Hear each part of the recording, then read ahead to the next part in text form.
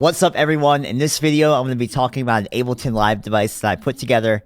I've been using it in a lot of my sessions recently, and it's really sped up my workflow, specifically with volume and gain adjustments and automation. So if you want to check out this Ableton Live device, scroll down to the description. The download link is there. It's completely free to download. You don't need any additional software to use it, and it works with all versions of Ableton Live. So I'm going to get into a few uses for this Ableton Live device in this video. So let's get into it. Okay, so here is the Ableton Live device. I call this Trim. And basically what this is an audio effect rack with a simple, easy to use one knob macro control here. So let's just expand this and you can see the chain here. It's just a utility device. So nothing really ingenious here, but I'll show you the uses that I have for this and how this has really sped up my workflow. So the first way that I use this, probably the best way, and this has really changed my mixing workflow specifically, is to use this as a volume automation. So I'll show you when we're in Ableton Live, or a lot of DAWs really, when you want to adjust your fader here, when you want to automate this track volume. Let me just show you. So let's go to this fader, mixer, track volume. And when I automate the track fader, let's say I want to take this section and decrease it by a certain dB. So as soon as I automate this track fader, I can no longer use this fader when I'm mixing. So for the rest of the session, I have to go back to here and do my volume adjustments here. I cannot use the fader anymore because of that automation. So instead of automating at the fader level, what I will do is automate this device, this audio effect. So instead of automating the fader, we go to the trim device, we go to the trim, and I can take this section here and I can automate here. You can see the knob moving there. And then now, so let's say I want to change the volume of this one section. I still have complete use of my fader. So throughout the whole track, I can keep mixing, I can keep adjusting volume at the fader level while still maintaining that automation here by automating this audio effect track. So this is the number one way I use this. I have this on every track in my session. So as soon as I create a new track, it's there. If you don't know how to do that, you can add all your effects onto a track and then just right click and then do save as default audio track. So yeah, really handy. That's the number one way that I will use this. With Ableton 12, we also have macro snapshots. So when I hit this little icon here, it pulls up kind of some presets that you can save for when you're using this device.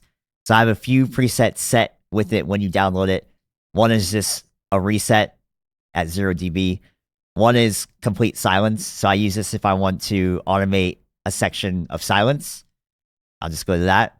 And then another one is a dim if I just want to listen to this track minus 20 dB or any lower volume that I want to set. If I just want to have a listen to the track at a lower volume for mixing purposes, I can do that. So you could also add your own presets here. I thought of including some other ones, but I thought this would be a good start. And basically how you use this is you just set it at the dB you want. So let's say you do a lot of 3 dB, negative 3 dB adjustments. You can do that. Edit the knob, hit new, and now I have a new variation that I can rename negative 3 dB. Or let's say I want to do plus 3 dB. New variation. And I can add that as well. So you can add a couple of your own snapshots if you have frequent volume automations that you do. That's a really handy feature as well with this. So that's my number one use, is just some volume automation. Another way I use this is before or after a plugin that doesn't have an in or out control. So as an actual trim, similar to something you'd see on a console. So let's say, where would we do this? Like if we have a Pultec EQ that does not have an input or an output control, I can have this here.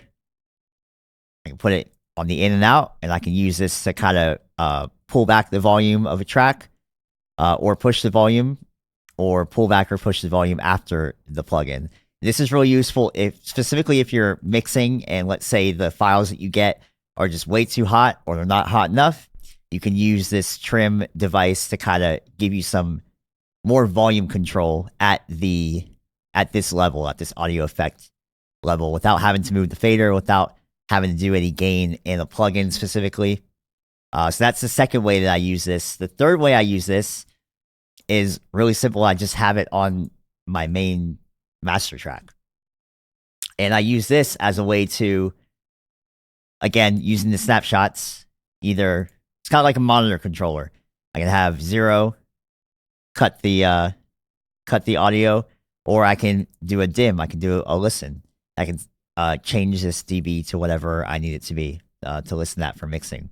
So I have this on the main track as well to do any monitoring, listening adjustments for that.